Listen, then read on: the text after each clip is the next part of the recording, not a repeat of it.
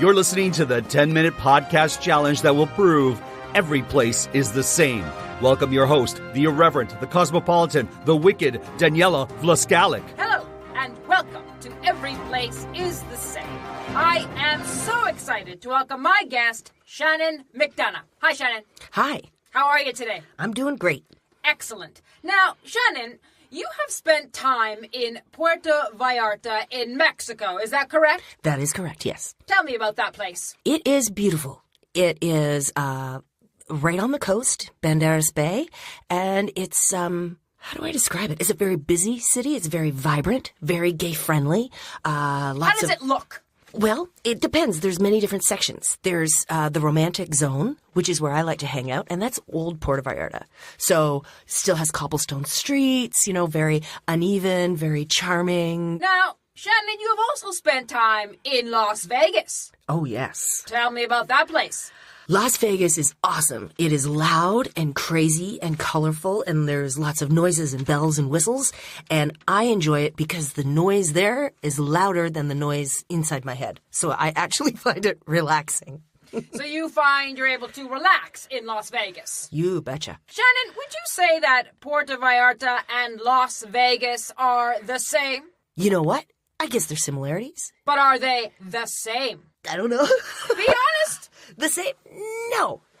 No. Well, today on Every Place Is The Same, we are going to prove that Las Vegas, Nevada, and Puerto Vallarta, Mexico are the same. Bring it on. Las Vegas means the meadows in Spanish. Tell me about that. Well, landscape-wise, I can see that. I would almost say maybe it was meadows a long time ago, and now it's all dried up. It was a watering hole where people would come as they were traveling up from New Mexico. They would stop in Las Vegas because there was a lot of water there, underground water. Yes, this is true. Did you find it to be a good watering hole? I did. What do you drink to wet your whistle in Vegas? Beer. What about in Puerto Vallarta? Beer. Oh, my stomach growled. I think you probably heard that. Okay. Somebody needs a beer. It's true. Damn straight. So, still a place where people can come and refuel or fuel up. Absolutely. One of the coolest things about Las Vegas is a place called Devil's Hole, which is an underground water-filled cave out in the desert. And it is like a bottomless cave filled with water. And it goes, like, as part of the aquifer. And so it's beautiful to see this big desert that's so dry and tumbleweeds rolling by. And then down underground is this huge underwater world. It's pretty cool. Puerto Vallarta, underground watering holes? None that I've found yet. What about the ocean? What about the ocean? The ocean is quite big there, yeah. Some caves in the ocean? Yes. Los Arcos. Talk to me about that. Explain it for our international listeners. For the international listeners, Los Arcos is a large limestone rock that juts out of the ocean. And the blue-footed booby lives on top of it. Side note. But for millions of years, the ocean sort of pounded at the side of this rock, creating a crack, and the crack got larger and larger and larger, and now there's an archway through it, and you can swim through it, and there's a lot of scuba divers who dive through it, and it's just because there's so much water rushing through the area, there's a lot of food there, so lots of fish, and it's just spectacular. Could you scuba in Las Vegas? Yes. I scuba dived at the Mandalay Bay. I dove in their tank. They have a giant fish tank there filled with sharks, and I scuba dived in that. Had an awesome time. So, scuba diving available in both places. This is true, yeah. Probably sharks as well. Yes! Similar, isn't it? You're blowing my mind. So caves and water and scuba diving, whether you're in Las Vegas or in Puerto Vallarta. This is true, yeah. Let's talk about Vegas early days. Mm-hmm. Now, the Hoover Dam was built, and during that time, many young men came from across America to build that dam, and they needed some place to go. Casinos, theaters were built. And the electricity from that dam allowed the hotels to be built along the strip. Ah. How much do you think has changed from that time to today? Well, there's the volume of stuff. There's just certainly so much more, but I bet the idea behind it hasn't changed at all. Still a place for not just young men, but young people to go. Yeah, back then I guess it was mostly gambling and sex workers. And now there's a lot more stuff. Not that I have any problem with sex workers or gambling, but now there's a lot of shows and Cirque du Soleil and all that sort of thing to Yes, keep you that was entertained. something that Howard Hughes in 1966 made a concentrated effort to offset the mob influence, the sex worker and casino idea of Vegas and change it into a family-friendly mega resort. This is true, yes. Howard Hughes. Tell me about him. What sticks in my mind most about Howard Hughes is that he was, what would you say, compulsive?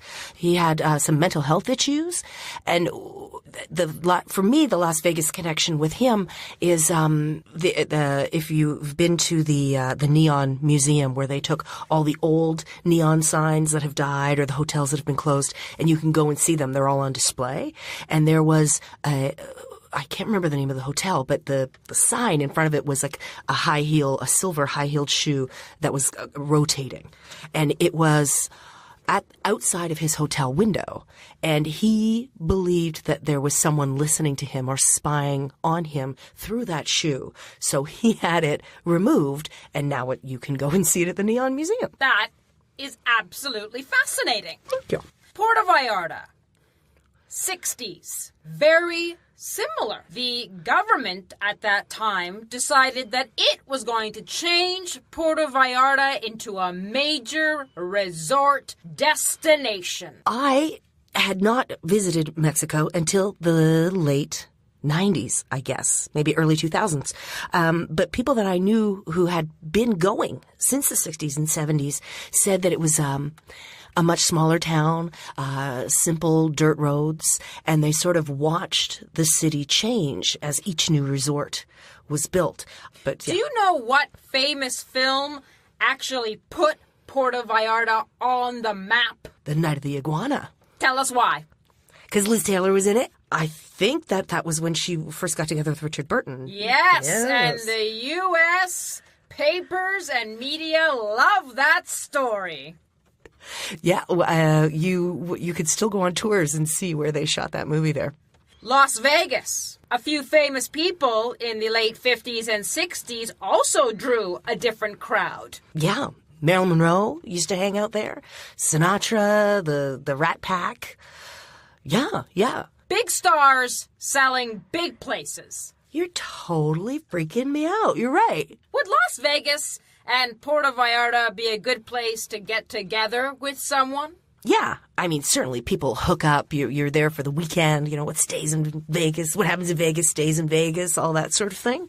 So, yeah, and then, Puerto Vallarta is, you're watching the ocean, and it's beautiful and warm and tropical, and everyone's drinking. And their slogan is the friendliest city in the world. Where? Puerto Vallarta. I did not know that. That makes sense. Yes, it is.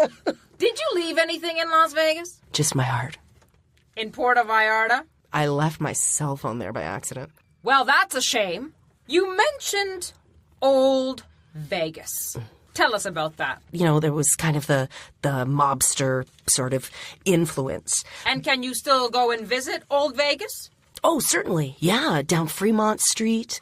It's fascinating. And they've just, maybe in the last, 7 or 8 years, they've kind of refurbished Fremont Street, and they put like a big rooftop over the street, and they do light shows inside, and it's really, really vibrant and exciting. But it still has the old...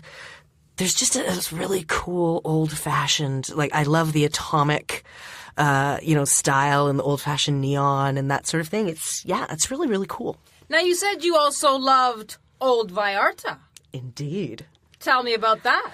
Oh, La Zona Romantico, the romantic zone. It's uneven streets and cobblestone and mismatched buildings and just the old architecture. And then in some places you look up and you see an apartment and there's no wall. It's just, you can see right into the apartment, and there's just this charm, and So whether you're in old Vegas or old Vallarta, you love that old world charm, feel, hearkening back to the old days. Yeah, I'm an old lady at heart. When people say walking the strip, what are they talking about? I think it's a combination of looking at the sights in all the different casinos and people watching. Everybody in the world comes to Las Vegas. So at any point, walking down the strip, you'll see people from all around the world. And everyone has the same, jaw on the floor, sort of look on their face. And it's tacky and loud and over the top. And there's just this fairy tale craziness about it. What about walking the boardwalk in Puerto Vallarta? Oh, the Malecón. It stretches for several miles, and it's, again, the same sort of thing. It draws a lot of tourists, but it's also right on the ocean. And, just on the other side of the Malecón, it's like a pebble beach. And so you can just stand there and watch as the ocean just throws all these rocks up, and then it pulls them all back down. And it's this incredible sound of all these little pebbles clicking together. But in the last while, they've put all these art installations all the way along the Malecón, like beautiful statues. And so I was just there this Christmas, and it's really spectacular, and there's a lot to see. You stop and look. So beautiful statues, beautiful sights to see. You could even say art installations, otherwise known as giant, massive hotels, along either strip. Could you not? Dude, that's awesome. Yes. Now, at the beginning of the show, you talked a little bit about gay-friendly. Mm-hmm. Now, would you say that these two cities are LGBTQ-friendly? Oh, without question. Yeah, I've been to several places in Mexico, and I found Puerto Vallarta to be the most flamboyant, shall we say.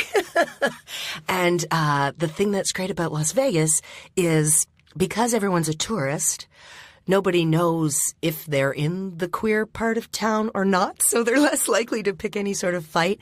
And yeah, again, it's that whole Vegas attitude of, just sort of relax and what happens, happens. And I think all of the shows and the performers and the female impersonators and that very artistic, tends to have a bit more of a queer vibe to it, shall we say. So both places, you can just be who you want to be. Oh, you betcha. And have a good time. You got it.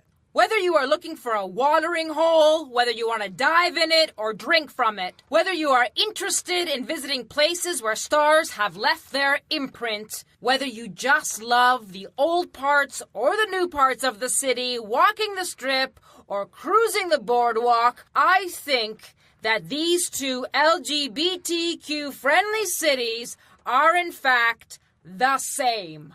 What do you think, Shannon? You've completely convinced me. You just listened to Every Place Is The Same, hosted by Daniela Vlaskalic and directed by Marco Timpano. Leave us a 5-star review on iTunes, Stitcher, or wherever you listen. Follow us on Twitter and Instagram or join our Patreon page. Until the next time, enjoy your travels.